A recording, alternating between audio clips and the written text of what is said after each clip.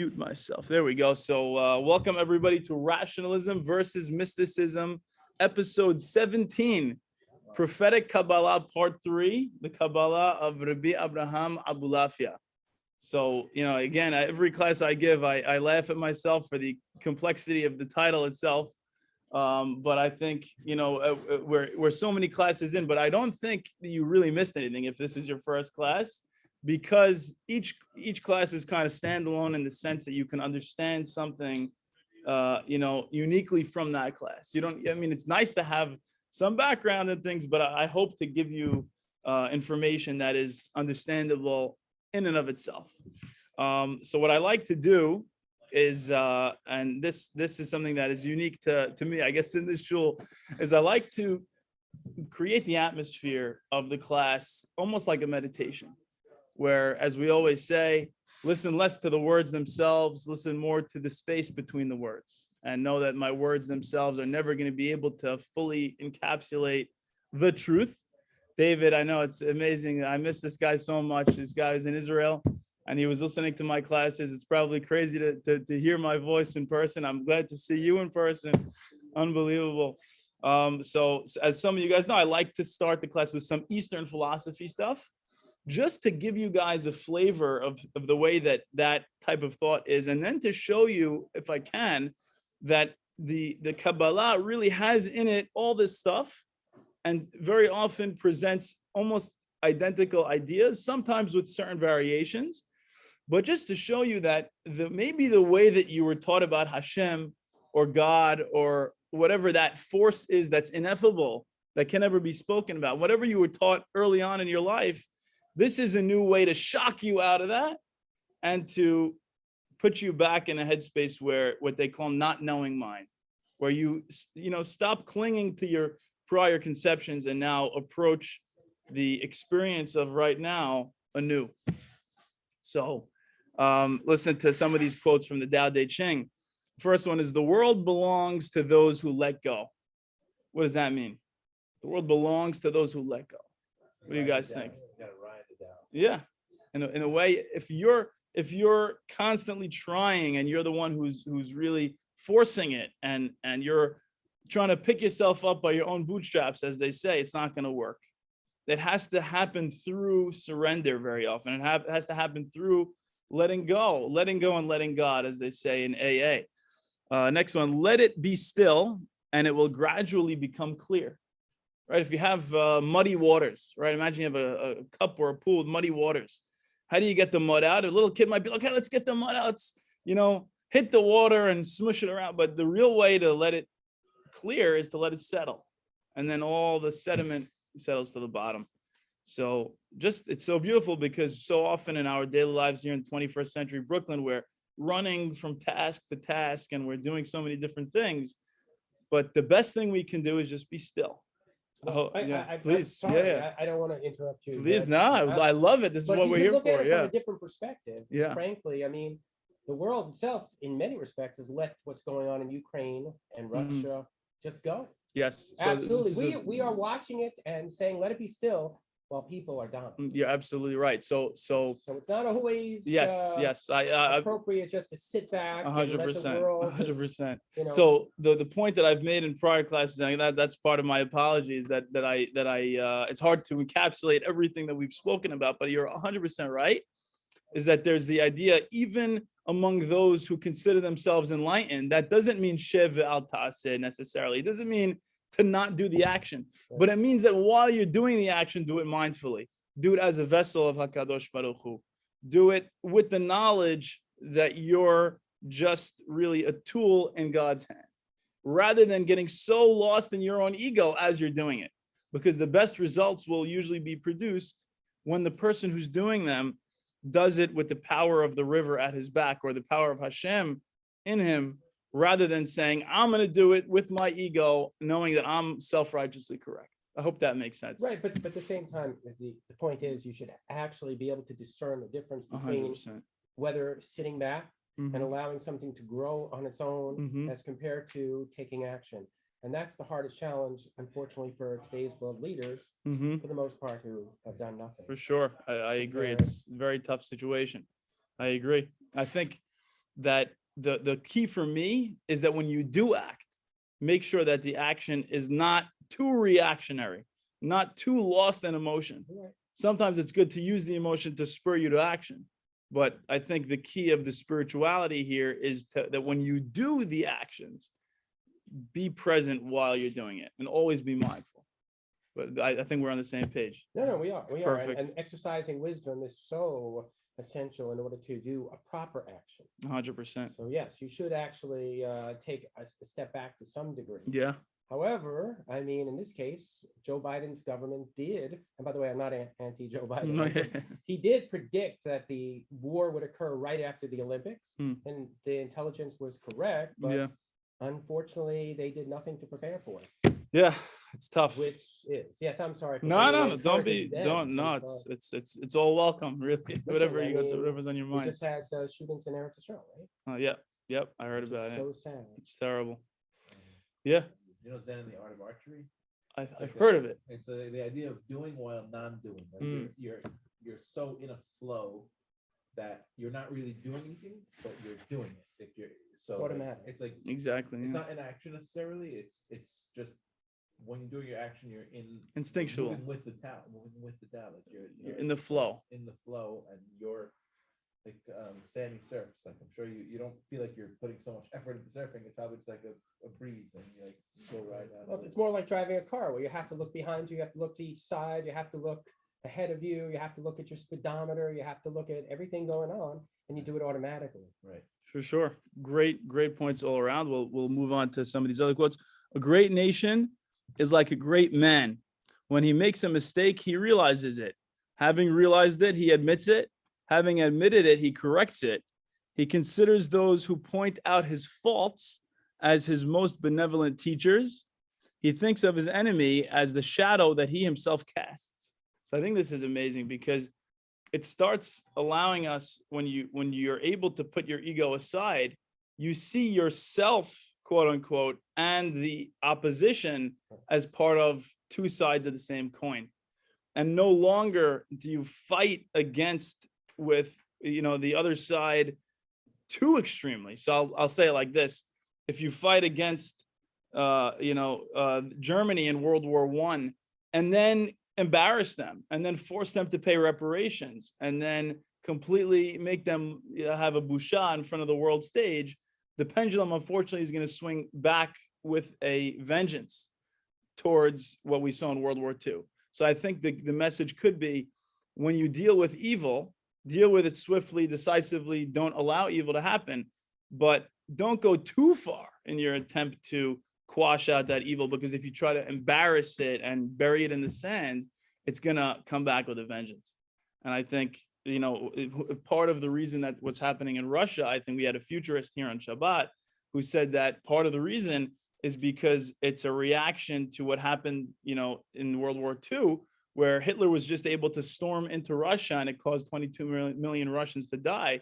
So now this is the reaction to that, where in a global historical trend, this group of people is so afraid of that happening again. So they're saying we're going to react back with kind of aggression to create a buffer zone.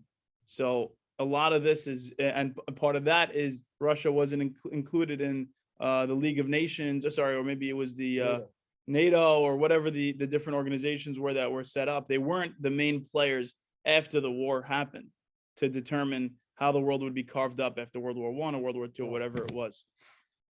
Great. I like the idea that basically people surround themselves with naysayers or different opinions. Yes. Because absent those other opinions, you're never going to have progress. You want to be able to challenge yourself. You want to be able to, address all the different opinions and possibilities and innovate. That's the whole idea. Absolutely. You're gonna be stuck in an echo chamber. Otherwise, there's no novelty. There's no newness. There's no ability to really open yourself to growing. Right. Absolutely. 100%. Which is unfortunately plaguing a lot of politicians who choose to surround themselves with people who just echo their own opinions. For sure. It's easy, but it's not the right thing. That's for sure. Next one. The master doesn't talk, he acts. When his work is done, the people say, amazing, we did it all by ourselves. So I think that's incredible, because part of the way that HaKadosh Baruch Hu is described is Hashem is like at the same time where we hear about God's gedulah, his greatness, in the same breath, we have to speak about his humility. So sometimes when a person is experiencing something mystically, they say, I can't believe what I'm seeing, that God is so intimately connected to the world around me. He's so much invigorating every particle in reality. And he's like the nitzotz, like that spark in everything. And you could see it right there in front of you. But at the same time, God is so transcendent. He's so kadosh. He's so far beyond my comprehension. But it's because of God's transcendence and greatness and gedulah that he's also so intimately connected and involved to even the smallest thing, the smallest amoeba, smallest microscopic particle. So to me here, that's the same thing of when what's a great leader? A great leader very often is not somebody who's micromanaging. It's very laissez-faire. It's very much let it be. And maybe once in a while turn one thing like 1/10 of a degree. But most of the thing is just allowing it to play out on its own, and then and empowering it all to happen. And then the people that are really carrying it out think, oh, we did this by ourselves. But the leader doesn't need to take credit. He doesn't lord it over them. And that's what they say about the Tao. And we could say the same thing about HaKadosh Baruch Hu. Hashem doesn't need to lord it over us. Even before there were people to praise God's name, God was. And he doesn't need us to praise him. But part of what happens is when we have this experience, we can't contain ourselves and we want to just praise. And then when we lose our ego, we become like God praising God. God is using you as a vessel through which he's praising himself. And that to me is one of the levels that we mentioned in earlier classes, the Mekubalim mentioned. When you perform a mitzvah, it's like Hashem is performing that mitzvah through you. And that's kind of the mindset to try to tap into whenever you're doing or speaking divrei Torah. Well, God is putting you in different situations that he feels you should go through. There's no question. Mm-hmm. Some might appear beneficial, and some detrimental. Eov, you read Eov? Mm-hmm. So where the Malachim basically were saying, hey, look, let's challenge him because he has no respect, and look what he went through. Mm-hmm. But he came through the challenge magnificently, of course, as we've seen.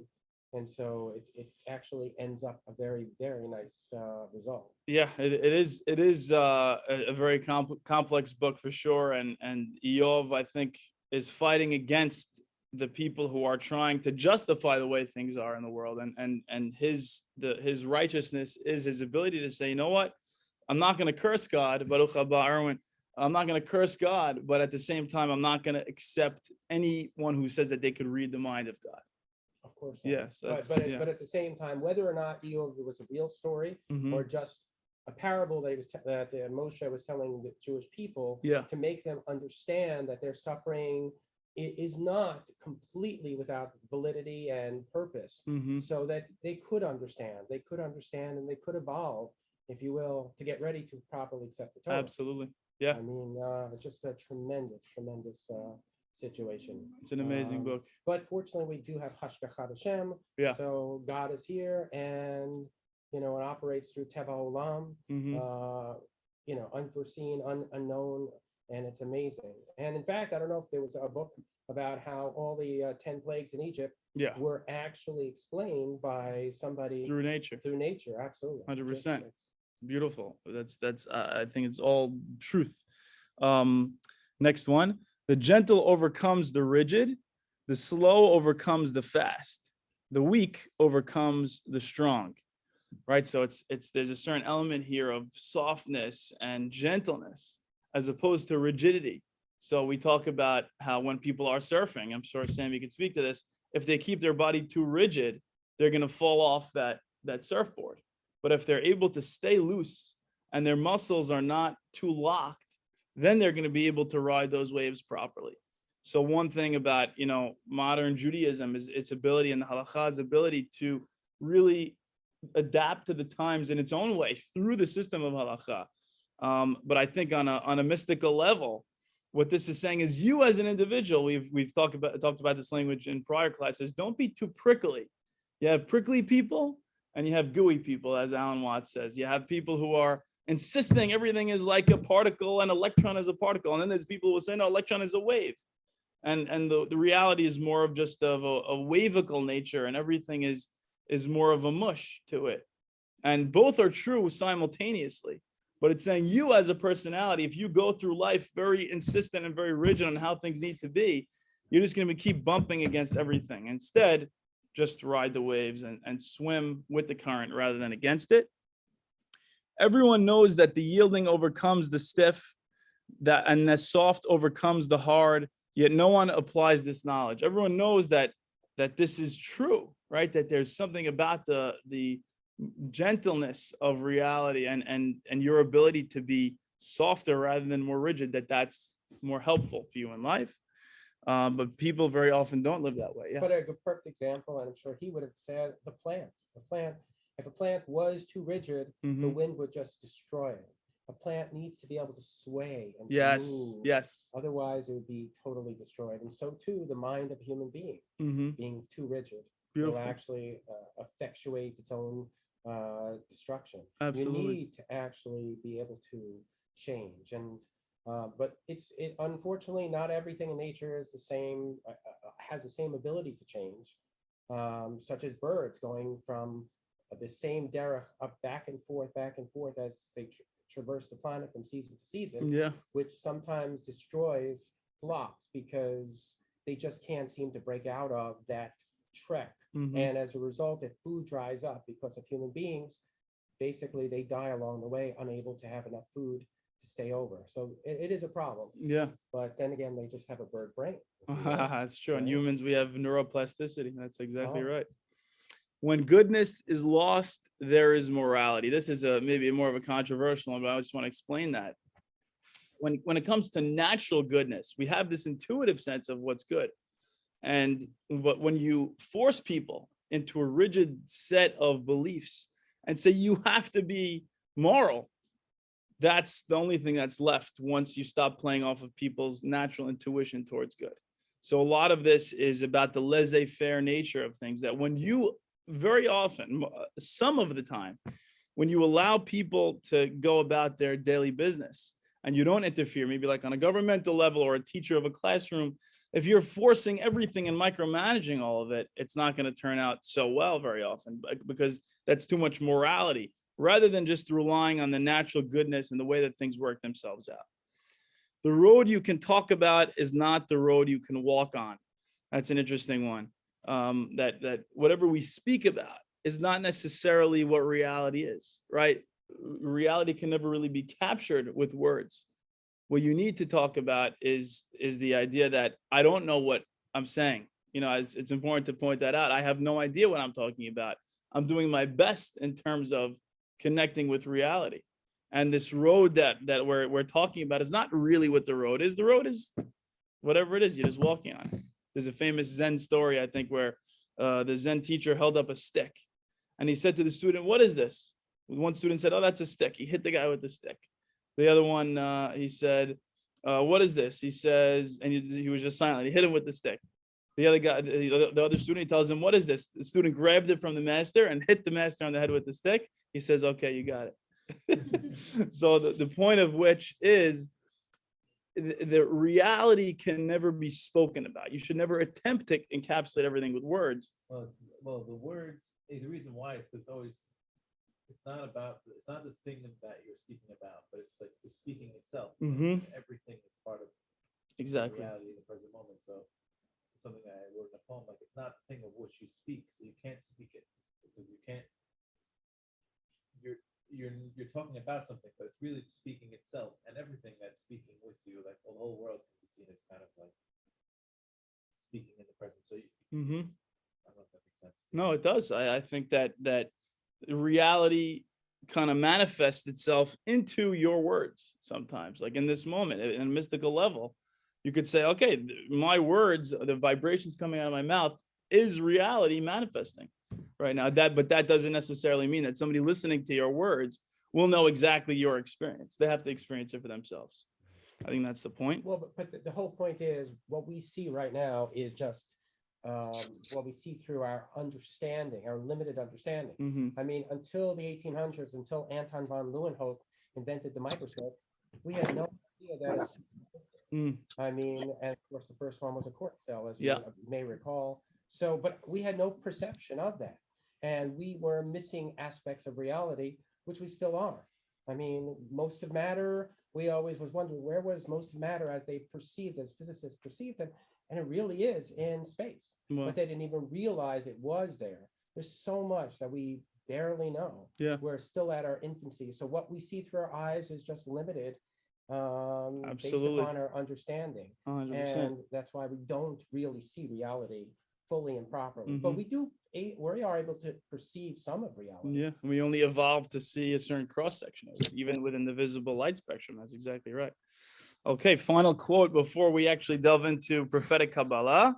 Clay is fashioned into vessels, but it is on their empty hollowness that their use depends. I love this. It's funny because the Buddhist word for suffering is dukkha. Dukkha is, when they say life is suffering, the word that they use is dukkha. Dukkha means literally, it comes from the hole or the hole in the wheel. You have all the spokes joining to a certain place within the wheel. That's a hole. So really the utility of the wheel depends on that hole in it. In this case, he's talking about the cup itself. Do you care about the clay of the cup? No, what you really care about in the cup is the empty space. So it's funny because we always talk about yin and yang and reality itself. What are you leaving out right now? You're leaving out the whole emptiness behind your eyes. Right now, you're seeing this whole movie playing out in front of you. But what about everything over here? And it's like, no, not the matter over there, the emptiness and the nothingness. And it's that, it's that hollowness and that emptiness that's a fundamental part of reality that we sometimes neglect. And I think the key is to become dwelling more as that empty awareness and that stillness. And when you're dwelling as that, and you don't get lost in this game of, and in this world of form, it usually produces a better result for the world because it allows you to respond from a place of equanimity towards the world rather than responding from a place of being lost in the game of the world. Right. Well, but to the point is, most of us actually allow things to fade out because we can't just deal with it. Our mind is at this point very, very limited in what we can do. So most things, the door behind you, trees, buildings, they become just part of scenery, even people themselves. If you walk through Manhattan, you're passing thousands of people and they all end up actually being scenery, which effectively is nothing, just empty space. We just ignore them other than that which we are focused on at any one time. So a lot of things which have substance are actually just empty space for us, scenery. For sure. Wow, beautiful. I love that. That's great. I mean, it's a very important perspective to take, I think, as a human being, to realize how much we don't know, we don't see, how much faith you. Yes, I did. Yes. Hi, how are you? I just jumped in.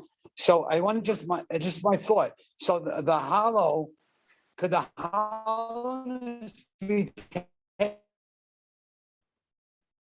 Sorry, ID, you cut out. We'll get back to you in 1 second. So I think he was asking some.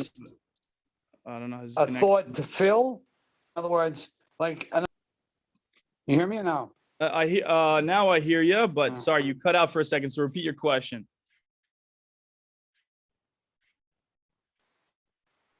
I guess it's no good connection. Is the hollowness? No. So, Erwin, you're jumping in and out, but say it one more time. Let's try one last time to hear you. I don't know. There's a bad connection tonight, but is the hollowness a concept to be filled? In other words, like a side. In other words, is it hollow because we should be filling it with something? In other words, it's not negative; it's a positive. Great question. I think that it's there's a song nowadays that nothing really matters, and like I love thinking about this idea. What is it? What is nothing? Nothing is no thing. It's that nothingness, and it really matters. It's making matter all the time. Yesh me'ayin, constantly. So I always think about, like, I'm probably the only guy who thinks of this. Nothing really matters. How beautiful is that? How amazing is that? Or no one cares. No one, the nothingness, the no one of Hashem really cares about you. So it's funny how you could flip it on its head, all these statements of complete negativity and sadness. Nothing, the nothingness really matters. Right. It really creates. So in a way, it is filling the space of emptiness with all the something. But at the same time, that emptiness and that nothingness is still pervading everything, and it's still a part of all of reality.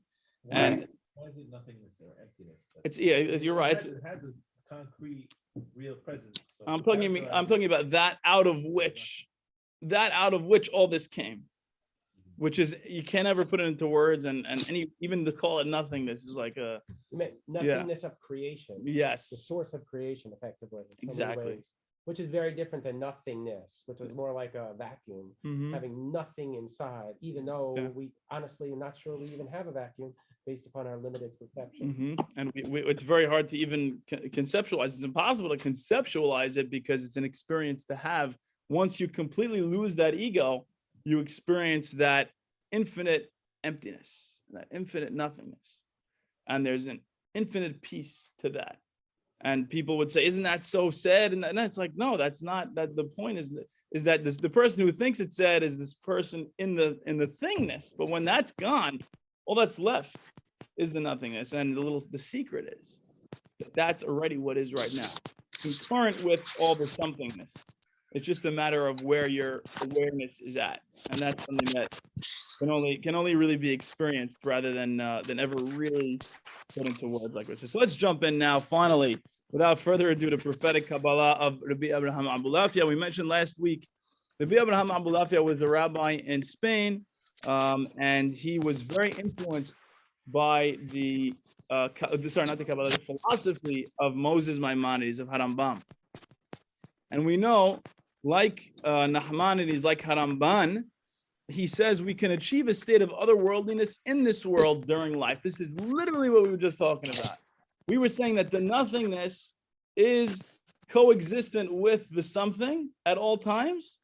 All of this something that you're experiencing right now is concurrent with that nothingness. And that if you stay mindful of that during your action. So when I'm in the ER and I'm cutting that woman's chicken and I'm getting that guy's COVID swab and I'm taking this guy's blood, if I could be present with whatever's going on by being one with that emptiness, which sounds crazy, but dwelling as that and then watching as I do this stuff, that's the state of otherworldliness in this world in a way. And that's really attempting to achieve a state of Olam Haba and Olam Hazeh, right? Olam Haba and Olam Hazeh is the idea of feeling that peace, no matter what's happening in this world, because you're not identified with this ego, you're identified with that expansive infinity.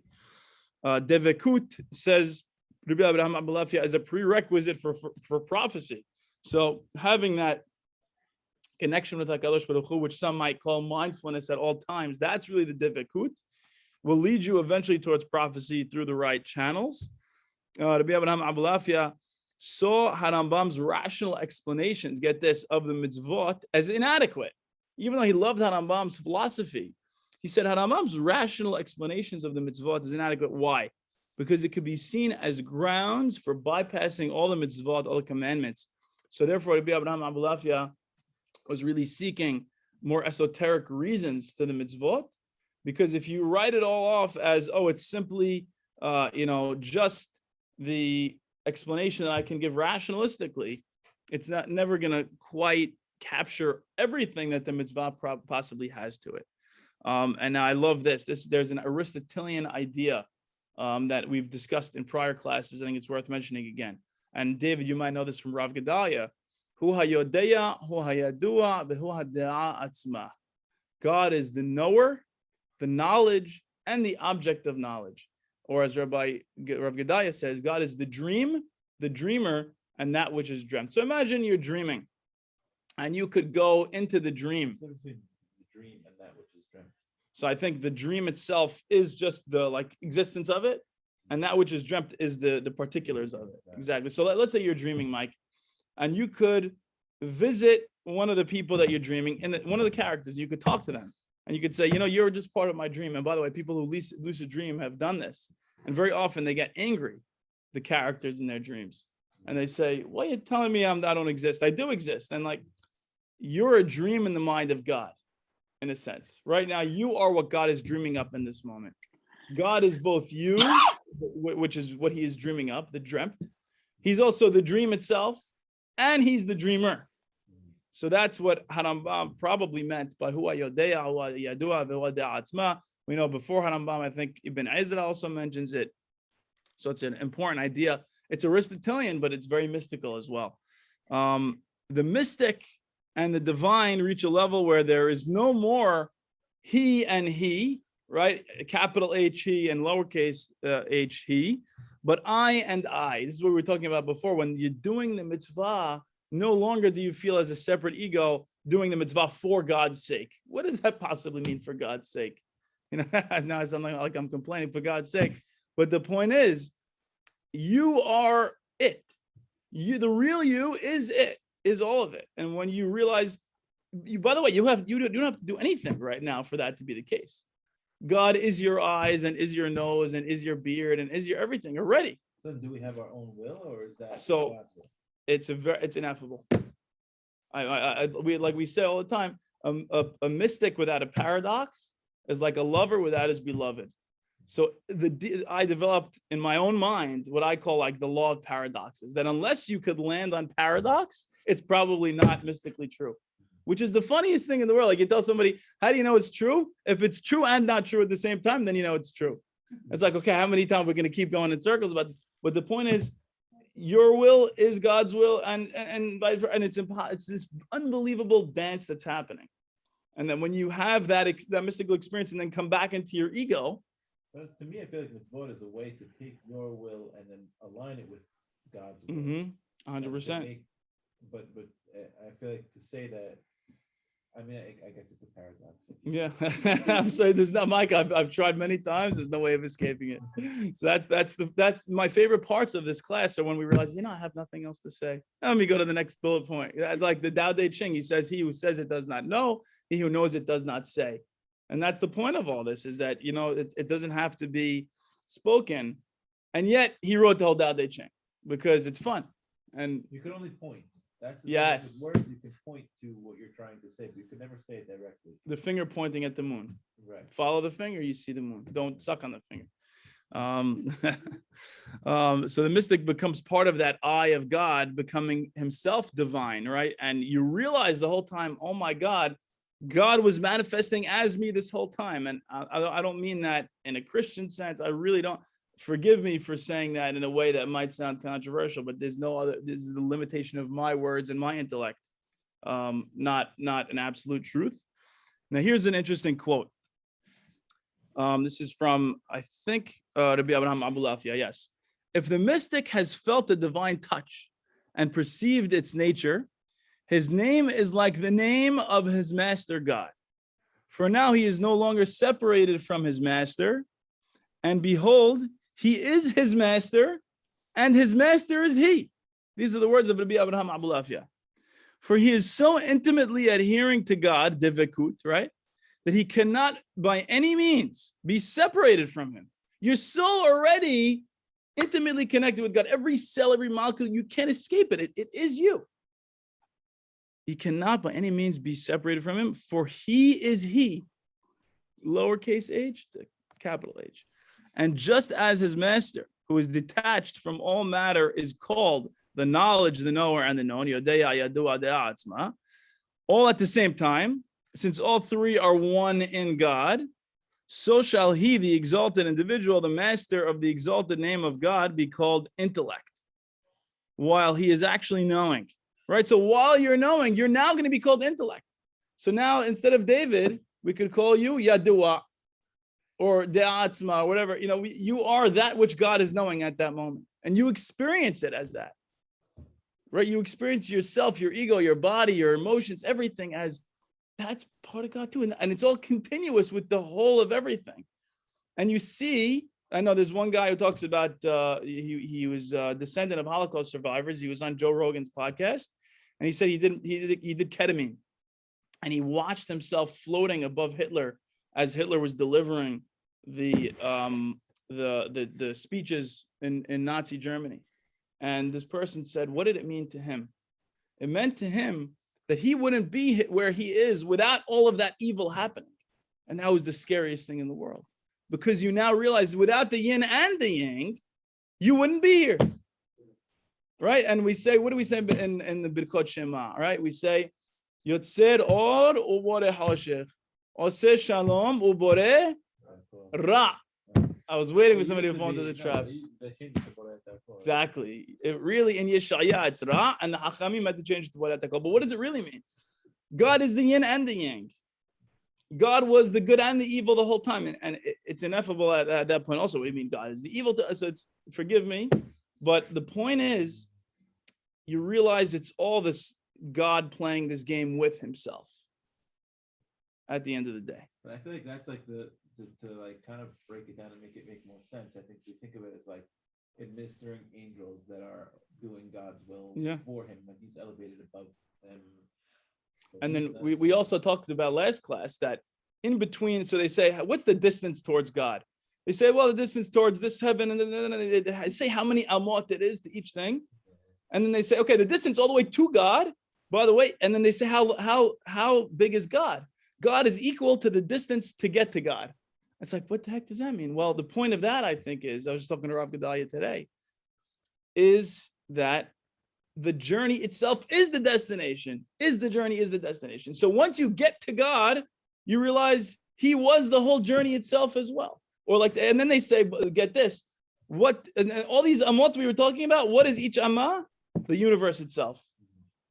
So it's all like fractals. Everything is contained in everything else. You can imagine like a square, and then you keep going into that square, and you see another square in that square, and you go into that one, there's another square, and then and it just keeps going fractals, and it's infinitely. And God is you, and you are God, and it's all just this interwoven thing. And that's why he says, when it actually knowing, right? You'd be called intellect while he's actually knowing that he is also the known like his master, and that there is no difference between them. At a certain point, you realize, I can't believe I got lost as this ego. I was just playing this game on myself this whole time. I was just playing a game. And that's why, and you can't tell this to somebody who's in the midst of horrible suffering, because that the best thing what you want to do for them is relieve their suffering. What you want to do for them is help them escape their ego to now join with God and feel connected. And that's what we always talk about, forgive me, but the psychedelic things for people suffering from mental illness, the point of it is to dissolve the ego boundaries and to connect them with that which is larger than themselves. So once you do that, it relieves a lot of their suffering. But somebody who's in the midst of their suffering, if you don't do it in an intelligent way, they're just going to react out of anger. You have to give them the empathy and the compassion and say, I know you're suffering, and I know you feel isolated, and you are isolated right now, and I'm here for you. And that's God talking to God, and that's God taking himself out of the pit, right? Human intellect is part of the overflow of the divine intellect. That's another way of saying this, that when you realize that you have this way of knowing that you know, that metacognition, that self-consciousness is God. And God is the one who's knowing through you. You're an aperture through which God is seeing. And like we said last time, everything that knows is the center of its own universe. The amoeba in its place, and the bacteria, and you, and the dinosaur, and everything that ever was experienced existence as itself, as the center of reality. And so do you, and so do I. There's like a million centers. I think Exactly. Someone, Pascal said something, the world is like an infinite sphere of which the center is everywhere and the circumference is nowhere. I love it. I love it. Like that's exactly it. Everywhere is a center of being for each thing, but also the boundary is non-existent. That's exactly it. 100%. So you're experiencing your, right? You are God experiencing himself as a human being right now. And everyone always comes. That conflicts with the Jewish view. So that was my next sentence. Yeah. I mean, again, paradox. Paradox answer, but he's always transcendent above any everything. Yeah. Not only people of everything, he's transcendent beyond it. So how can now we be? It's like giving God a body. Good. So the best way I'll put it is like this: when you're speaking to egos, the ego needs to hear that. The ego needs to hear God is above you. When you're speaking to souls, the soul needs to hear you are a spark of the divine fire. I like that. And that's the difference. The Selem Elohim versus God is way above you. And I think at different times, we need to hear different things. We need to tell people different things. The worst thing you could do, and this is going to be my next sentence, is take all this as an ego trip, as a reason for saying, I'm God, I can do whatever I want. Let me go harm people. Don't go out and after this class and say, it doesn't matter. Anything I do is the will of God. That's not my intention here, of course. That's why some of this is like playing with fire, because people might take this as like permission to do anything. If you want to do that, you're going to suffer your own consequences. That's the point of it. But at the end of the day, yeah, there's no way of escaping the fact that whatever happens is in a sense the divine will. It's very hard to explain it, right? And we keep saying divekut. Divekut is like that process whereby the human intellect is developed and refined throughout this storyline that the ego tells itself, right? And this is a prelude to the ultimate reunification with God, right? So your ego is going to go through these experiences and patterns that probably repeat in different permutations over and over again until you finally get it. And then you're going to ultimately be reunified with God. And then you say to yourself, oh, okay, did the story of my life really matter? Was it really meaningful? And then you say to yourself, well, it ended up being the thing that led me towards the place where I shot up and connected with God. So it must have been meaningful. But the irony is when you are now connected with God, you realize that was only relative reality. And the realist reality is the infinite space and spaciousness of everything. So that's the paradox between, does it matter? Does it have a meaning? Egocentric meaning? In a sense, yes. And in a sense, no. In a sense, it's all infinitely beautifully meaningful. And in a sense, it's a tale told by an idiot full of sound and fury, signifying nothing, as Shakespeare said, right? That it all just is. It's the dancing strings of string theory. It's the vibrating molecules on one level. And in a sense, that's the best meaning to have, because no longer do you cling to an egocentric meaning. If I am done with my ego trip, I am completely fine sitting here and saying, okay, I'm just the molecules vibrating. I don't need to have anything beyond that. The only reason you need to have an extra meaning, well, but do you care about me? It's like, no, you already are all of that. You're already continuous with all that. You don't have to worry. Does God care about me uniquely? Am I special? It's another thing people go through, right? We always go through somebody's special training, right? And eventually, as you get older, you realize, okay, I'm special. I am special. We're all special, but everyone else is special too. So every kid gets a trophy. And that's a very big ego trip. I mean, that's a very big ego hit for a lot of people because they want to be special to the exclusion of everybody else.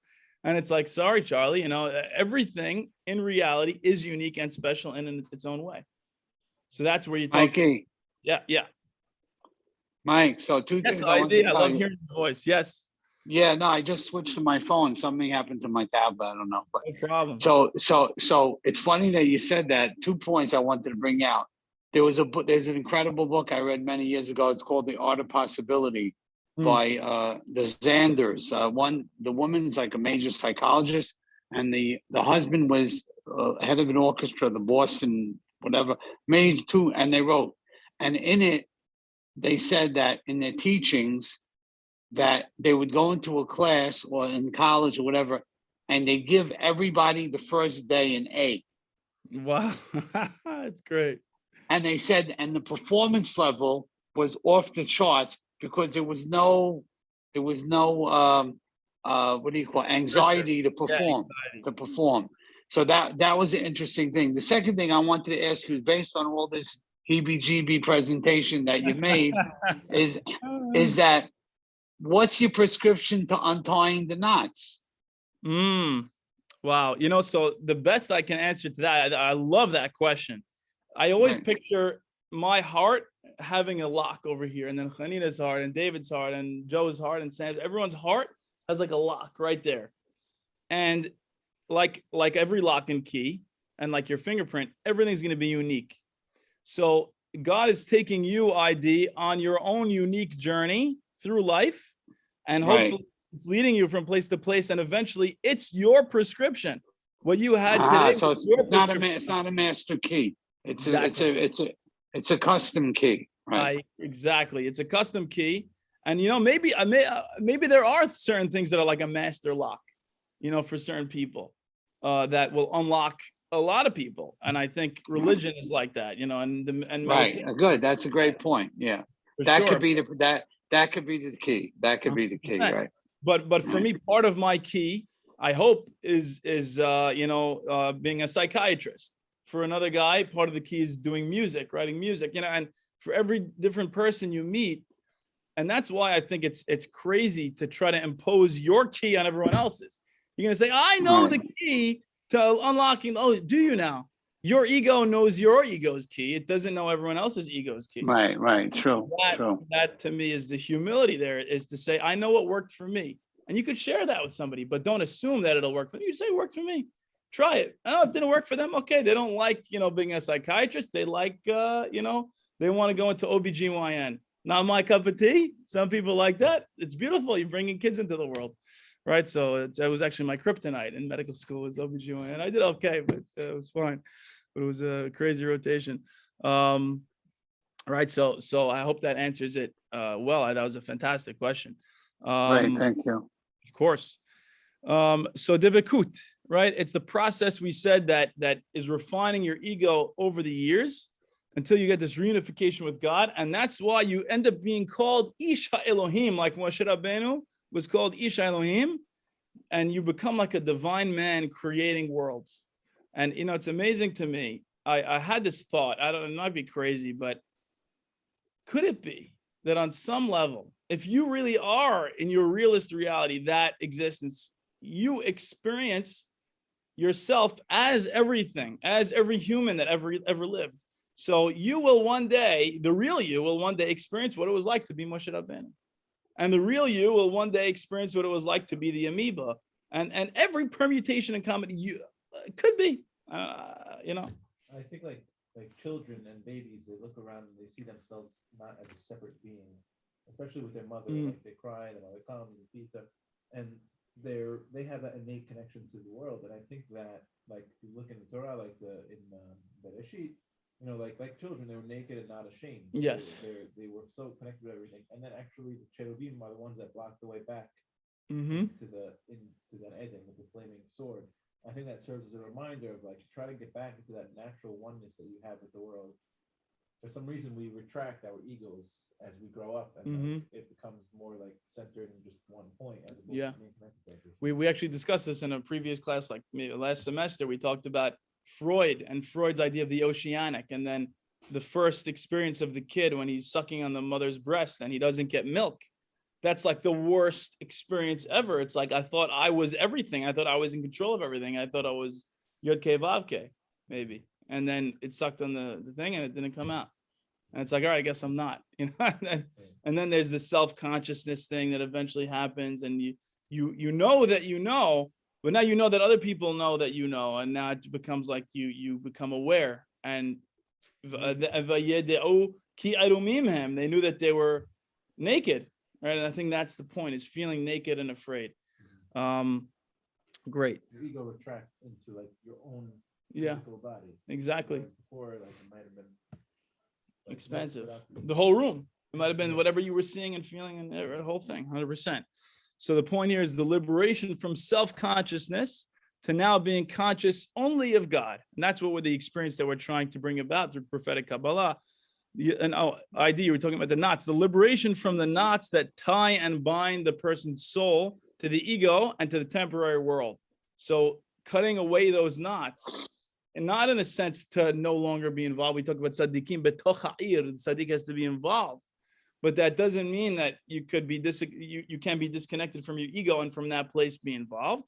It's what the Easterners would call the bodhisattva, not like the Pratyeka Buddha who goes off on his own and it gains enlightenment and doesn't come back. The bodhisattva comes and he's re-involving himself in the world.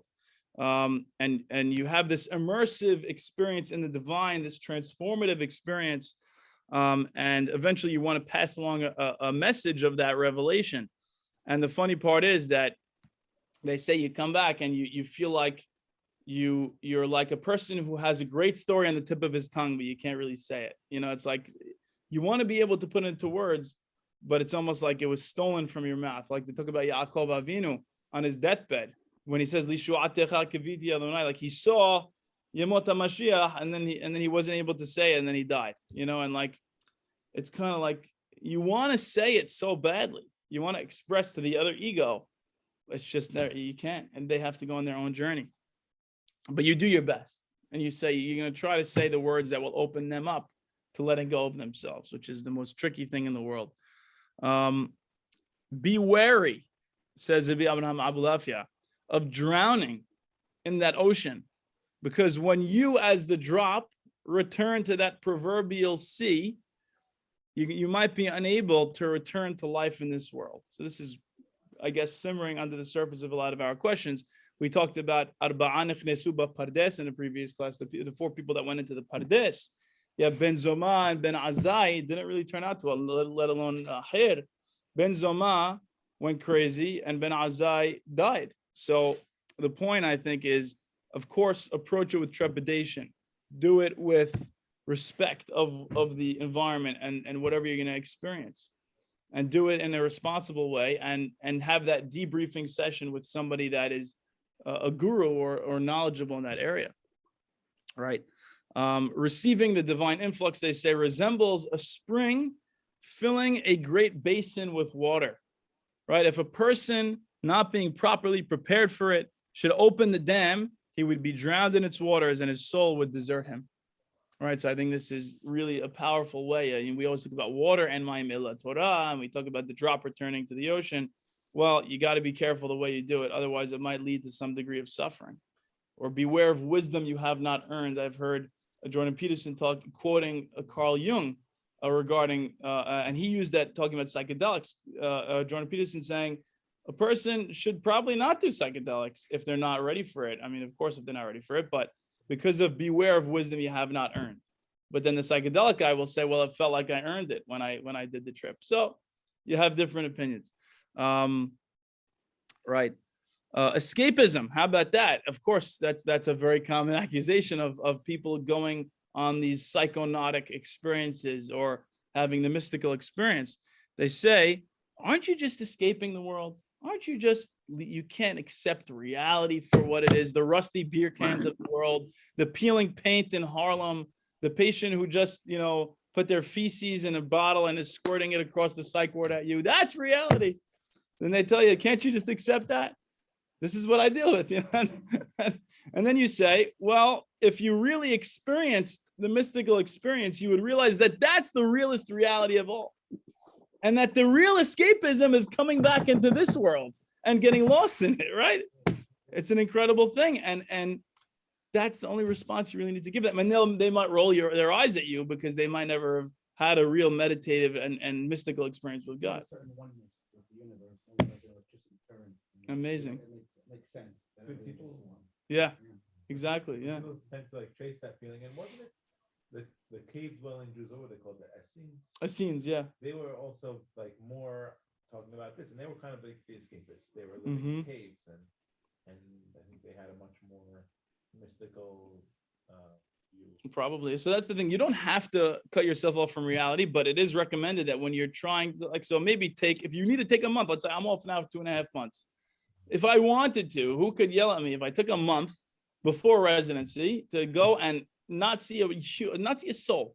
But then when I came back from that mystical experience after a month, I could be the best person I could be for every person that I meet afterwards. You can never really judge somebody else's experience. You know what I mean? But that's all valid points. By the way, it's 9:33. If anybody needs to go, please feel free. We did start a little bit late because of the other class. You guys mind if we continue a little bit longer? Good with all you guys? You guys have nowhere else to be, just like me. It's good. It's good. I'm one with the universe. Exactly. Where else? There's nowhere to go, nothing to be, nothing to do. I love it. Exactly. So we have these sophisticated meditative techniques that were developed for attaining prophecy, right?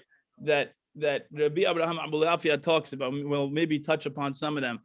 Some of them, according to Byron Sherwin, might have been slightly influenced or derived from Orthodox Christianity, Islamic Sufism, Indian yoga. There might be certain things that influence this stuff. Like religion never happens in a vacuum.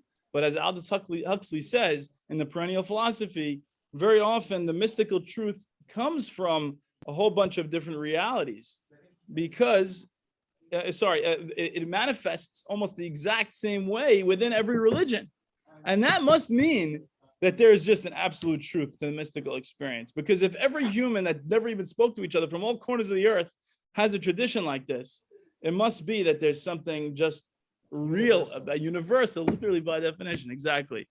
And the object of meditation for Rabbi Abraham Abulafia, for him, the key that opened up his lock was the Hebrew alphabet and the tetragrammaton, which is Yod Ke Vav Ke, and different types of meditation. I know Rabbi Aryeh Kaplan talks about, chiseling out the name of God in your mind.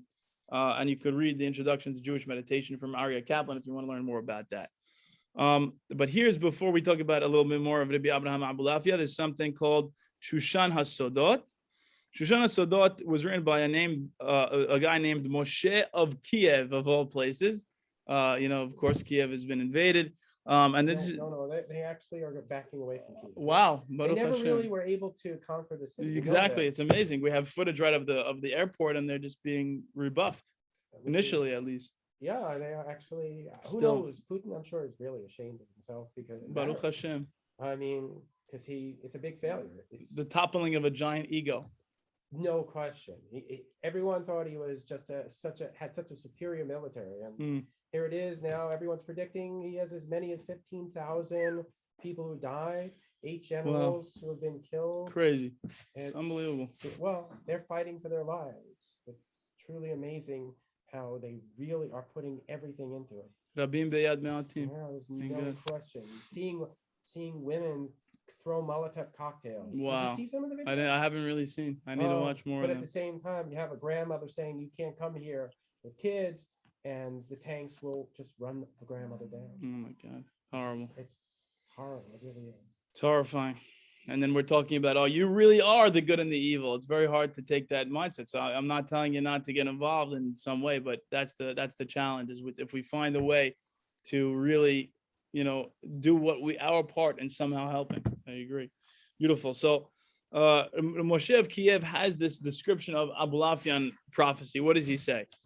Great is the power of the prophets who make the form resemble its former.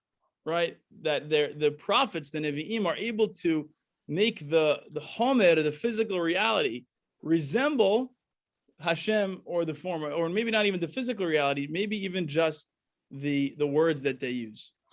Rabbi Natan said, the complete secret of prophecy to a prophet is suddenly he sees the form of his self standing before him, and he forgets his own self and ignores it. And that form speaks with him and tells him the future. Right, so he has this out-of-body experience where he sees his self, whatever that means. I don't know if it means his physical form, speaking with him, maybe telling him the future, maybe telling him some deep truths about reality that only his personal ego journey up until that point, this is exactly what he needed to hear to jump out into God. That unique ego. Psychedelics also have been described in this way of allowing the person to see themselves from the outside. That's really interesting. Incredible. It's wild. And you're able to see yourself from an outside perspective somehow. It's an unbelievable thing that's described. It's amazing. Rabbi Abraham Ibn Ezra, he says the one who hears at the time of prophecy is a human being, and the one who speaks is a human being. How amazing is that, right? The one who hears and the one who speaks is a human being during this time of prophecy. So the prophecy is happening. You're like the voices that you hear. You now, let's say you're listening to a recording on a psychedelic.